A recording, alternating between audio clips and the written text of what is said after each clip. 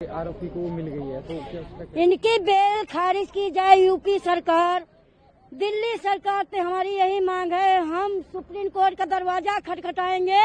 हमको यहाँ पे भरोसा हट गया हाई कोर्ट पे।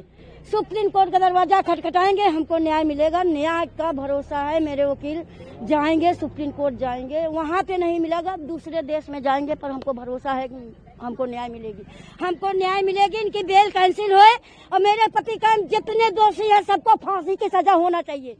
मुख्यमंत्री जी, योगी जी को, सबको एक खबर जा रही है, उनको सीधा फांसी होना चाहिए सबको। चाहे विधायक होए, किसी बच्ची के साथ रेप करे, अब फांसी का सीधा आदेश होना चाहिए बस। मेरे बच्चे मारे फिर रहे हैं। 10 साल का बच्चा काल मेरा आया, बीमार हो गया घर में, हम रोड पर मारे फिर रहे हैं।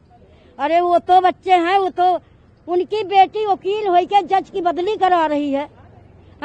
हम कहूँ इतने बड़े पैसा वाला, कितने दिन से उनके घर में प्रधानी रही, विधायकी रही, सब कुछ रहा। हमारे पास कुछ नहीं। मेरा देवर जेल में पड़ा है, झूठ नाम नहीं बता सकते, विक्टिम की माँ।